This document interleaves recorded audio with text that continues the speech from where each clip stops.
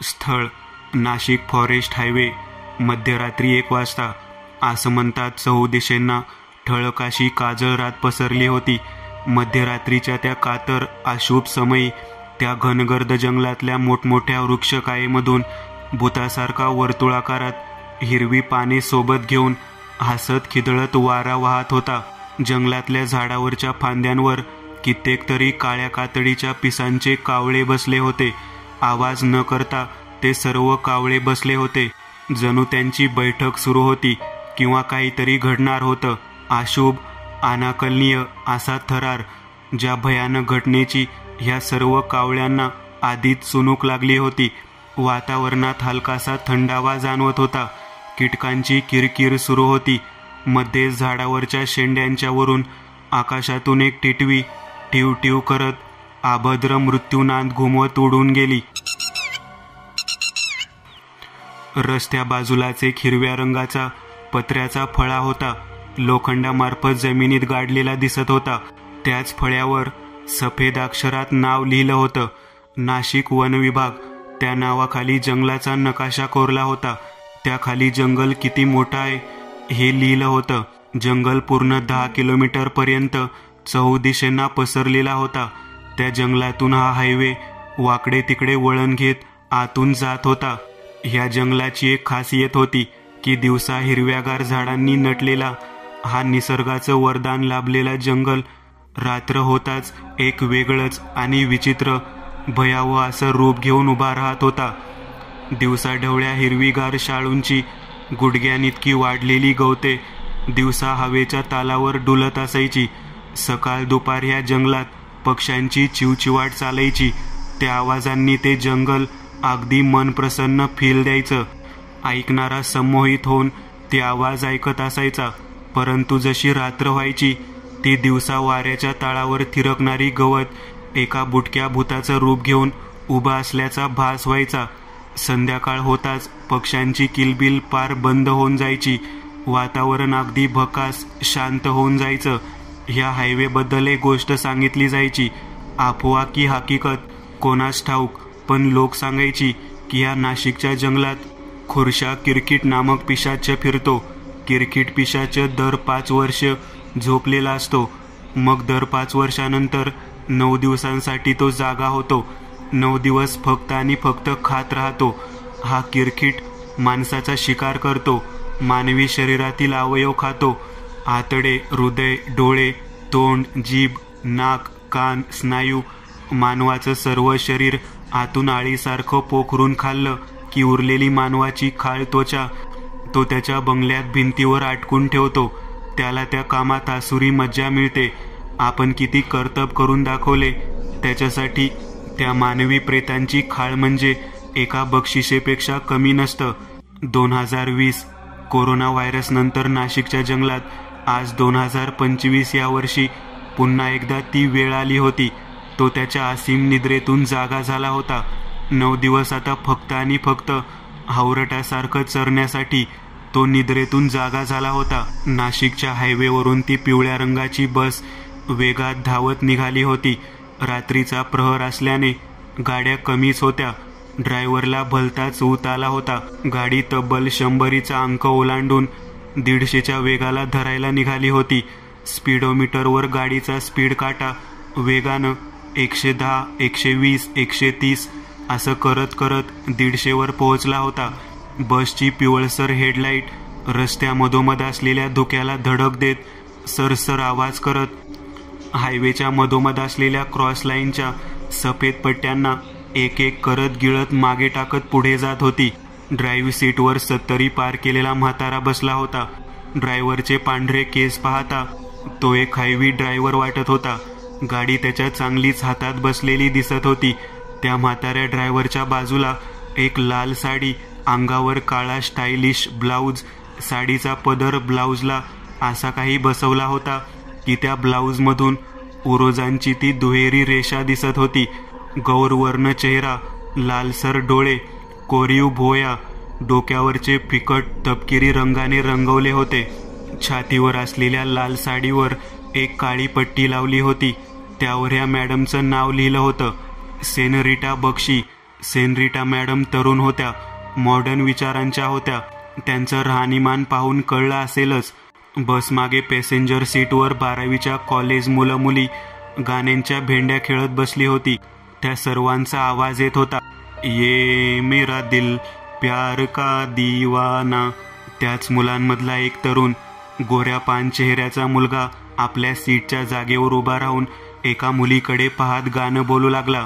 तो त्याच्या सीटवरून बाहेर पडला. बाकीची मुलं हसत टाळ्या वाजवत त्याला साथ देत होती. बसच्या रूफ साईटवर पिवळ्या रंगाच्या ट्यूबलाईट्स पेटल्या होत्या. ज्या पिवळ्या ट्यूबचा प्रकाश ह्या सर्व मुलामुलींवर पडला होता. त्याच मुलींच्यामध्ये एक गोरी पान, अगदी स्वर्गातली अप्सरा जणू अशी मुलगी बसली होती. तिचे ओठ गुलाबी होते, गुलाबांच्या पाकळ्या जणू. तिचे काळेशार केसांच्या 2 वेण्या बांधल्या होत्या. भुवया जरा मोठ्या होत्या. डोळ्यांची फुलपाखराच्या पंखाप्रमाणे बुबळ होती, फडफड करत होती. तिचे टपोरे पाणीदार डोळे त्याच्याकडेच पाहत होते. मध्येच लाजेने नजर खाली जात होती आणि तिच्या गोऱ्या पान गालांवर एक गुलाबी खळी पडत होती. मध्येच त्या गुलाबी लालसर स्ट्रॉबेरी सारख्या ओठांवर हसू उमटत होतं. नक्कीच ते हसू त्याला पाहताच उमटत होतं. त्याची ती छपरीगिरी पाहून उमटत होतं. इतिहास गवाह आहे, पोरींनाही असली छपरी पोरं आवडतात. असो, तो तिच्यापाशी चालत आला. पाठ थोडी वाकवून अगदी तिच्या चेहऱ्याजवळ जात म्हटला. एवढं म्हणतच तो बिनधास्त आजूबाजूच्या मुलामुलींचा विचार न करता तिच्या अगदी चेहऱ्याजवळ आला. इतका की अगदी दोघांच्या नाकपुड्यांमधून निघणारे गरम श्वासांची देवाणघेवाण होत होती. डोळ्यांची बुबळे अगदी बुबळांना कनेक्ट झाली होती. अचानक घडलेल्या या प्रसंगाची तिने कल्पना केली नसावी. तिचे छातीतले ठोके धडधड करत वाजत होते. डोळ्यांच्या पापण्या न मिटताच त्याने एक वेळ तिच्या टपोऱ्या घाऱ्या डोळ्यांमध्ये पाहिलं आणि मग एक कटाक्ष हळूच लालसर ओठांवर टाकला. मग पुन्हा डोळ्यात पाहिलं. तो ती हळूच दोघेही काय समजायचं ते समजून गेले आणि दोघांनी आपापले ओठ पुढे आणले. आजूबाजूची मुलं मुली डोळे फाडून पुढे घडणारा हा रोमांस पाहत होता. अचानक त्या मुलाच्या पाठीवर एक हात आला. त्या हाताने त्या बिचाऱ्याच्या ओठांचं रसपान न होऊ देता झटकन त्याला मागे खेचलं.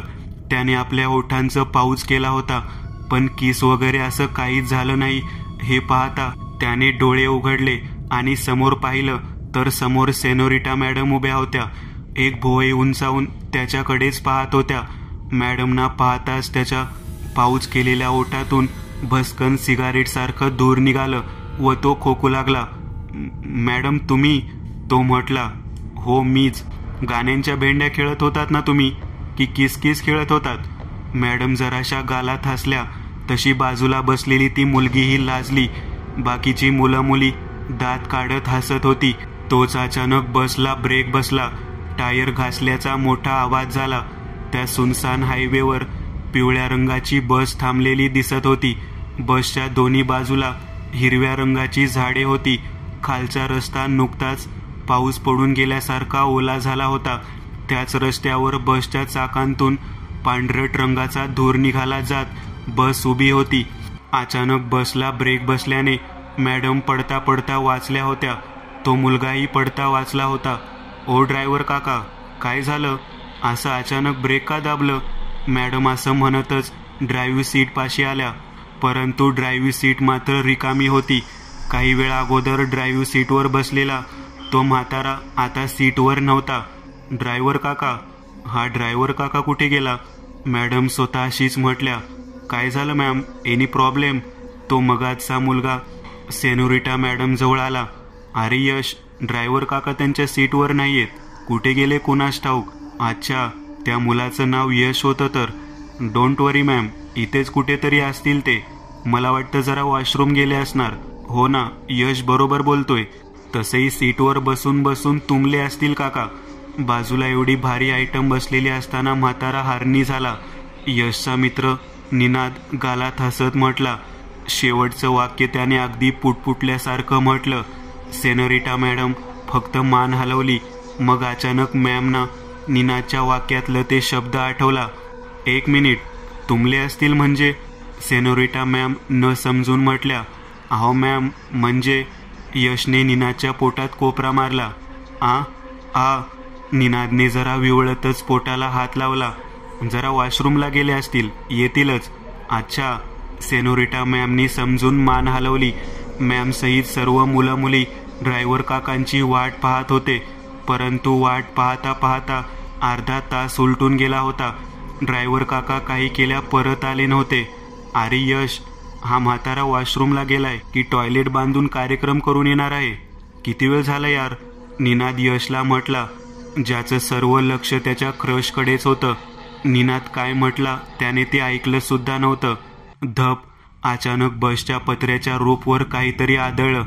मोठा आवाज झाला. सेनोरिटा मॅम, यश, निनाद, ती मुलगी, सर्वांच्या नजर रूफवर वळल्या. सर्वांच्या नजरेत प्रश्नचिन्ह होती की बाबा वर काय आदळलं असेल? हा आवाज कसला आला? काही मुलांनी कुजबुजायला सुरुवात केली. सायलेन्स. मॅडमचा आवाज आला. सर्व मुलं मुली शांत झाली. यश, चल बाहेर जाऊन पाहू. मॅम, यश, निनाद तिघेही घाबरतच बसच्या दरवाजातून बाहेर आले. तिघांनी एकदाच बसच्या वर पाहिलं. तोच त्यांच्या नजरा विस्फारल्या. तोंडाचा आवाजला. सेनोरिटा मॅडम भीतीने किंचाळल्या.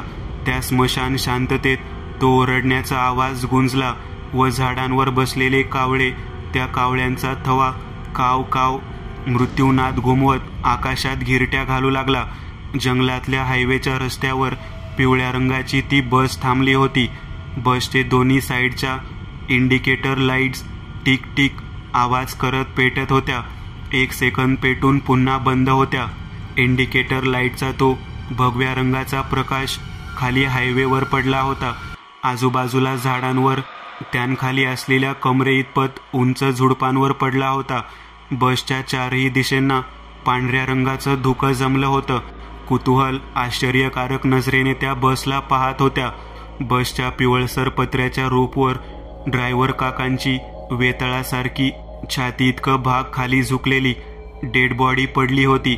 बॉडीचे दोन्ही हात रूफवरून खाली झुकले होते. चेहऱ्यावरची कातडी धारधार नखांनी कुरतडून टाकली होती. चामडी, मांस फाडून आतून रक्त बाहेर निघालं होतं. बसच्या पिवळसर रूफवर खाली काचेवरून सरपटत खालच्या काळ्या डांबरी रस्त्यावर थेंब थेंब करत पडत होतं. डेड बॉडीच्या चेहऱ्याची अवस्था फार भयानक होती. बॉडीचे दोन्ही डोळे खोबणीतून बाहेर काढले होते. खोबणीत फक्त लाल रंगाचा खून आणि ती बुबळांना जॉईंट असलेली वायर सारखी रक्ताने माखलेली नस दिसत होती.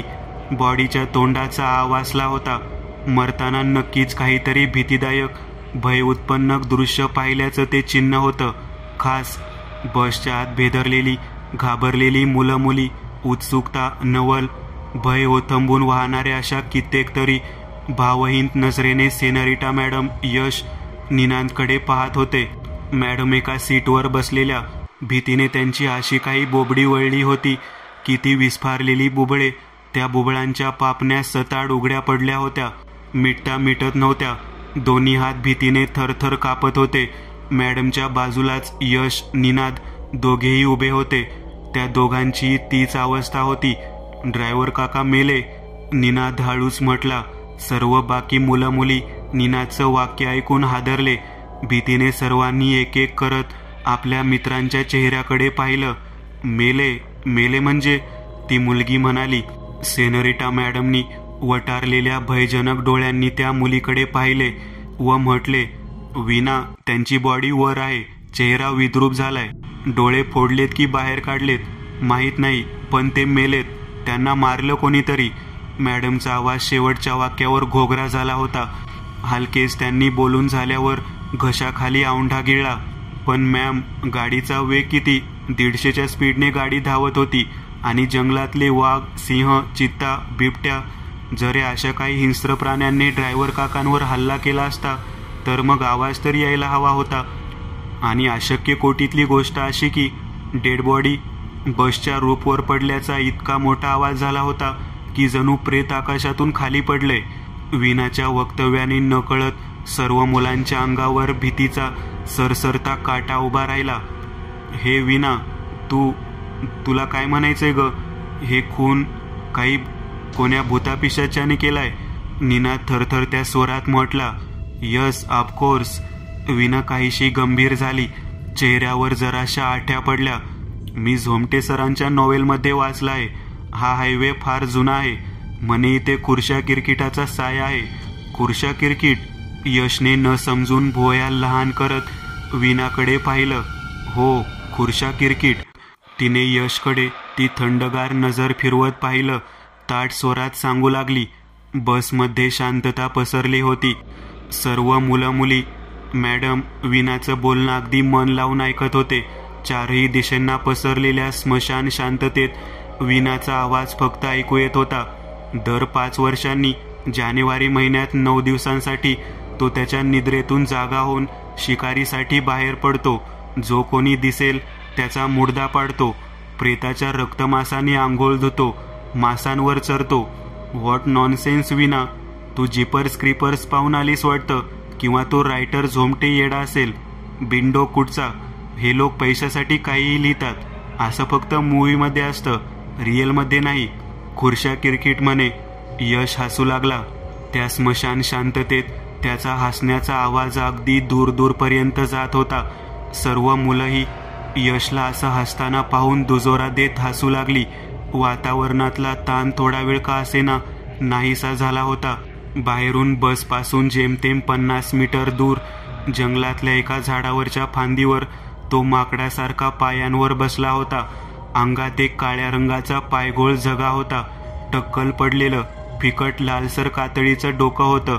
त्या लाल कातडीतून त्याच्या डोक्यातला मेंदू लहान मोठा होत धडधडत होता. डोक्यावर वटवृक्षाच्या फांद्याप्रमाणे लाल नसा उठून वर आलेल्या दिसत होत्या. डोळ्यांतील ती निळसर कचड्याची बुबळ. एक डोळा बंद होता तर दुसरा उघडा. असं वाटत होतं ते ध्यान नेम धरते. त्याच्या एका हातात एक 3 फूट लांबीचा टोकदार करसर असलेला हाडापासून बनलेला भाला होता. तो भाल्याचा हात त्याने मागे नेला. त्याची ती निळसर कचकड्याची नजर बसमध्ये पेटलेल्या पिवळ्या दिव्यांच्या उजेडात उभ्या हसणाऱ्या यशवर खिळली होती. निशाणा पक्का होताच त्याच्या धारदार टोचकुल्या दातांवर एक विखारी जहरीलं विजयी हसू उमटलं. भाला असलेला हात त्याने तिप्पट वेगाने पुढे आणला. सुई असा आवाज करत भाला अगदी अचूक वेध घेत हवेतून रॉकेटसारखा उडत निघाला. Zippers creepers. यशने एक हात वीणाकडे दाखवलं व मग तोच हात खाली घेत दुसरा हातही पोटावर ठेवत तो वीणाचं बोलणं मस्करीवर नेत मोठ्याने हसू लागला. बाकीची मुलं मुलीही त्याला असं हसताना पाहून खी खी करत दात काढत हसत होती. वीणाला यशवर राग येत होता, परंतु ती काहीही म्हटली नाही. वीणा, सेनोरिटा मॅडम, निनाद तिघेही शांत उभे होते. सर्व मुलं दात काढत हसत होती. खळ. अचानक काच फुटल्याचा आवाज झाला व त्यासहितच एक हाडांपासून बनलेला टोकदार करसरच्या आकाराचा भाला तुटलेल्या खिडकीतून वेगात आत शिरला.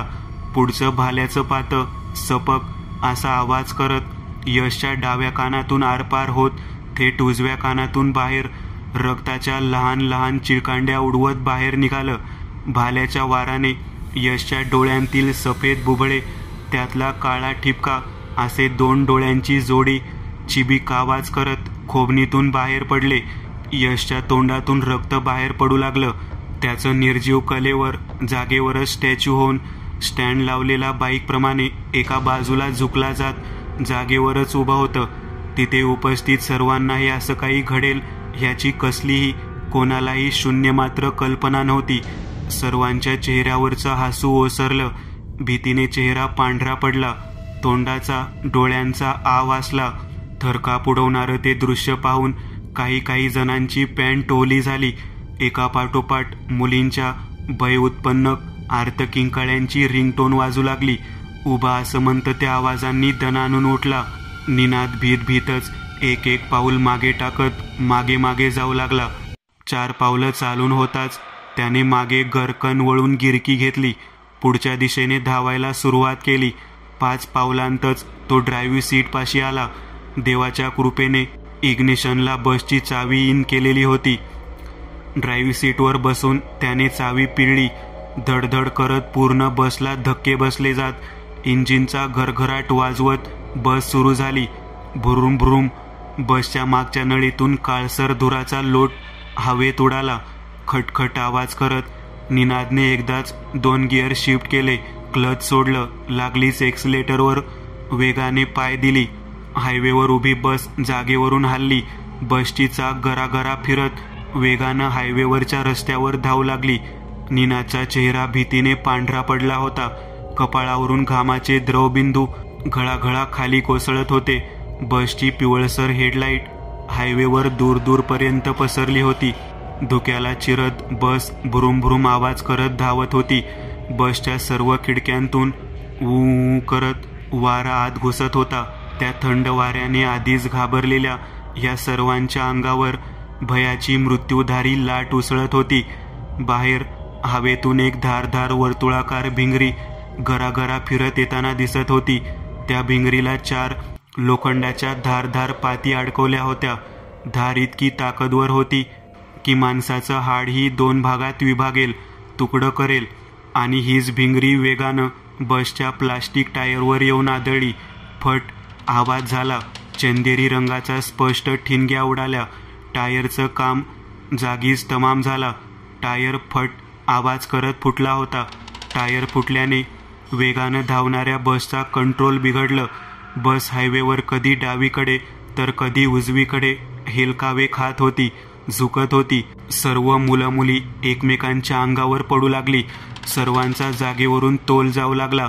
मुलं मुली सर्वजण भीतीने ओरडू लागले. मृत्यूचा थैथयाट माजला. सैतानाचा नंगा नाच सुरू झाला. चांडाळी रात्रीची आसुरी खेळी सुरू झाली. किरकिटचा मौतेचा डाव सुरू झाला.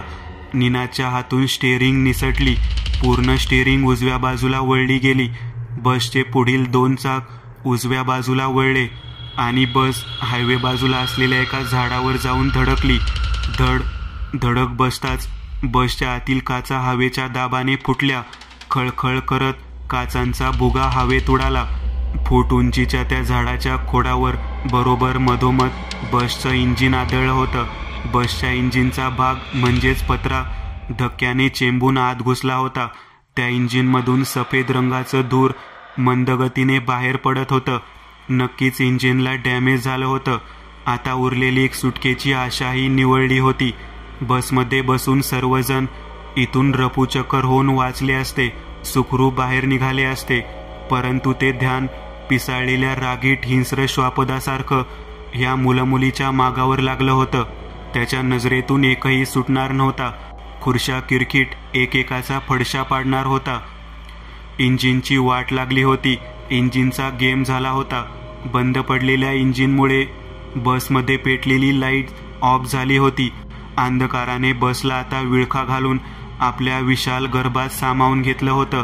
बसमध्ये ड्रायव्हिंग सीटवर बसलेला निनाद, त्याचं डोकं बस झाडावर आदळल्याने स्टेअरिंगवर आपटलं होतं.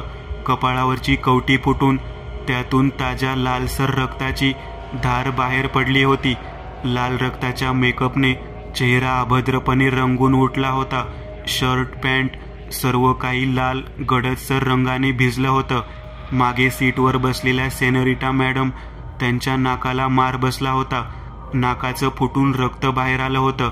विनाच्या पोटातून पुढच्या सीटची लोखंडी पातळसर सळई तुटून आत घुसली होती.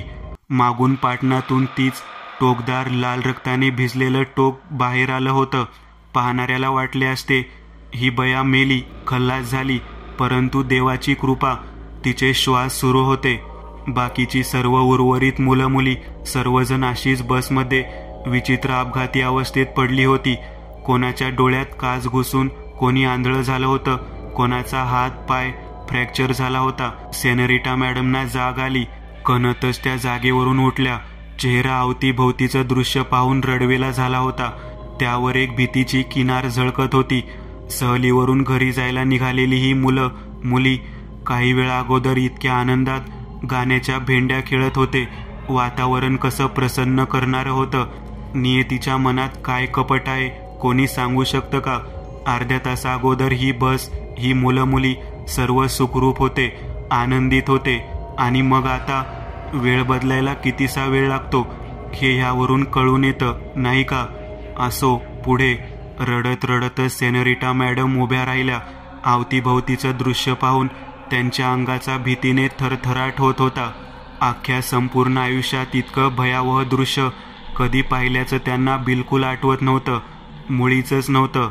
विना, सेनोरिटा मॅडम विनापाशी आल्या. तिच्या कपड्यातून पोट फाडून आत घुसलेली सलाई पाहताच मॅडमचे दोन्ही हात तोंडावर गेले. हात थरथर करत कापत होते, डोळे भीतीने विस्फारले होते. निनाद, निनाद. मॅडम चालत चालत ड्राईव्ह सीट पाशी आल्या. त्यांनी रक्तबंबाळ झालेल्या निनादला उठवलं. कणत विवळत डोक्याला हात लावत तो जागा झाला. Ninad, you okay? सेनोरिटा मॅडमनी काळजीपूर्वक स्वरात विचारलं. हो, मी ठीक आहे मॅम. बाकी सर्व? सीटवर बसूनच डोकं दोन्ही हातांनी दाबत निनाद म्हटला. नो, वाटत नाही. सर्वजण जखमी आहेत. विनाच्या पोटात तर सळई घुसलीये. जर वेळी सर्व अपघातग्रस्तांना मदत मिळाली नाही तर. सेनोरिटा मॅडमचा आवाज घशातच बसला. डोळे पाणावले. निनादने मॅमकडे पाहिलं. आपल्याला काहीतरी करावं लागेल. आधीच मी माझा मित्र गमावला आहे, निनाद हताशपणे म्हणाला. सीटवरून उठला. त्याचा पाय एक लंगडा झाला होता. गुडघ्याला मार बसलेला होता. आतील गुडघ्याची वाटी दुखत होती. मॅम, मी बाहेर जाऊन पाहतो. काही मदत मिळते का पाहावं लागेल. तोपर्यंत तुम्ही जे थोडक्यात आपल्यासारखे सुखरूप आहेत त्यांना उठवा, कारण ज्याने यशला मारलं तो किंवा त्याची माणसं इथेच असतील. आपल्याला सोबती लागतील, निनाद म्हटला. मॅडमने फक्त होकारार्थी मान हलवली. मागे निघून गेल्या. निनाद सावध पवित्रा घेत बसच्या दरवाजातून बाहेर पडला. बाहेर रस्त्यावर दूर दूरपर्यंत कोणीही नव्हतं. चारही दिशेंना शुकशुकाट पसरला होता. दूरपर्यंत एका रेषेत पुढे गेलेला हायवे मेलेल्या मृत सापासारखा भासत होता.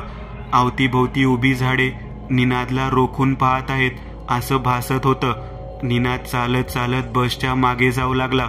चालताना त्याचा एक पाय लंगडत होता. चेहरा, कपडे रक्ताने माखले होते. तोच त्याची नजर शेवटच्या टायरवर पडली. काळा टायर फाटला होता आणि त्या टायरच्या जाड्या ट्यूबमध्ये एक धारधार लोखंडी पातीची भिंगरी अटकली होती. निनादने ती खाली बसून टायरमधून उपसून काढली. डोळ्यासमोर आणून तिला पाहू लागला. काय आहे हे? निनाद स्वतःशीच म्हटला. निनादपासून 30 पावलांवर झुडपांमधून 2 निळसर कचकड्याचे डोळे निळ्या रंगाच्या उजेडात टायर बाजूला त्या भिंगरीला निहाळत उभ्या निनादला पाहत होते. तोच निनादला कसली तरी चाहूल लागली. त्याने पटकन त्या दिशेला पाहिलं. तसा तो निळसर डोळ्यांनी पाहणारा हैवान हळूच झुडपात खाली लपला. झुडपातून निनादला पाहू लागला. निनादने खिशातून आपला स्मार्टफोन काढला. स्मार्टफोनमध्ये नेटवर्क नव्हतं. शट, निनाद निराशजनक स्वरात उच्चारला. तोच समोरच्या झाडात सळसळ झाली. निनादने कान टवकारले. वळून समोर त्या झाडीत पाहिलं. मस्करी, मज्जाव केलेले हसू घुमलं. त्यासहितच झाडांची सळसळ झाली. असं वाटत होतं जणू किरकिट्या मुद्दाम ती झुडूप हलवत आहे की सावध स्वतःहून आपल्या जवळ चालत यावं. निनादची भेदरलेली घाबरीगुबरी नजर त्या झुडपावर खिळली होती. छातीच्या भात्यात श्वास अडकला होता. ती झुडपे कोणाला तरी स्वतःच्या गर्भात दडवून होती. जे काही त्या झुडपांकडे लपलं होतं ते भयंकर, रक्तपिपासू, हिंस्र, कपटी, धूर्त, आघोरी या सर्व श्रेणीत बसणाऱ्या वाईट गुणातलं होतं. निनाची उत्सुकता म्हणा की त्याला मरण्याची घाई होती, परंतु निनाची पावले त्या झुडपाच्या दिशेने निघाली. सेनोरिटा मॅमनी 5-6 मुलं-मुलींना उठवलं, ज्यांना जास्त काही लागलं नव्हतं. मॅडमची नजर हळूच लास्ट विंडशील्डमधून बाहेर पडली.